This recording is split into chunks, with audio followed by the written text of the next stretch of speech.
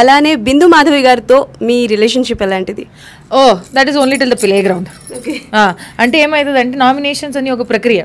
ఇప్పుడు ఎవరితో అయినా ఎవరికి ఏదో పాత శత్రుత్వాలు ఏమి ఉండవు. అక్కడికి వచ్చి ఒక గేమ్ ఆడుతున్నాము. ఆ గేమ్ బిగ్ బాస్ ఇచ్చేటప్పుడు అందరూ వాళ్ళు 100% ఇస్తేనే ముందుకు వెళ్తారు. అది గేమ్ ఫార్మాట్. అలానే వచ్చేసరికి మేము మాట్లాడితే ఆ గ్రౌండ్ వరకే, ఏది జరిగినా ఆ గ్రౌండ్ వరకే అయిపోయింది. అక్కడ నుంచి బయటకు వెళ్ళిపోయాము. తను నేను కలిసి పడుకునేవాళ్ళు తెలుసా. అండ్ అంత అన్నం తిన్నామా, ఫుడ్ తిన్నామా, బాగానే ఉన్నావా, బాగానే ఉన్నాను, సరే పడుకుందాం పద. తను నేనే ఫస్ట్ పడుకునేవాళ్ళు.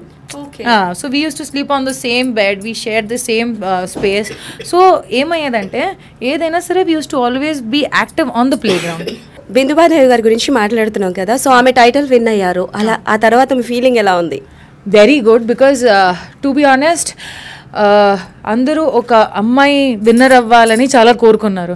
సో నాకు అంతకుమించి ఏం హ్యాపీనెస్ ఉంటుంది, because I was also part of the show. నేను కూడా ఆ ఉద్దేశంతోనే విన్ అవ్వడానికి ఉద్దేశంతోనే అక్కడ దాకా ఉన్నాను. నేను కూడా ఒక అమ్మాయిని. సో ఒక అమ్మాయి గెలిస్తే అంతకుమించి ఏం హ్యాపీనెస్ ఉంటుంది? Yeah, that's really true. And as I told before ki meer chaala mandiki inspiration and alage meer pet lover kuda kada. So mari inni రోజులు బిగ్ బాస్ హౌస్ లో ఉన్నారు కదా, మీ పెట్స్ ని మిస్ అవ్వలేదా మరి? నేను మిస్ అయ్యాను. ఎంత మిస్ అయ్యాను తెలుసా?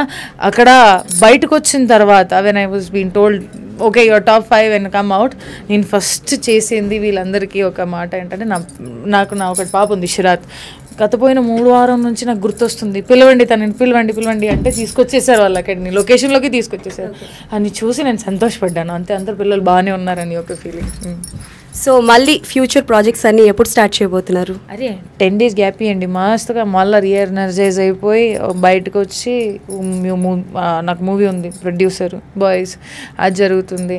ఆ తర్వాత వచ్చేసరికి మళ్ళీ బిగ్ బాస్ ఆఫర్ వచ్చిందంటే నేను వెళ్ళిపోతా. Bye bye. ఓకే, మళ్ళీ ఆఫర్ వచ్చినా వెళ్ళడానికి శివంగి రెడీగా ఉన్నారు అన్నమాట. అక్కడే మీరందరికీ నా నామినేషన్స్ తెగ నచ్చేసింది కదా.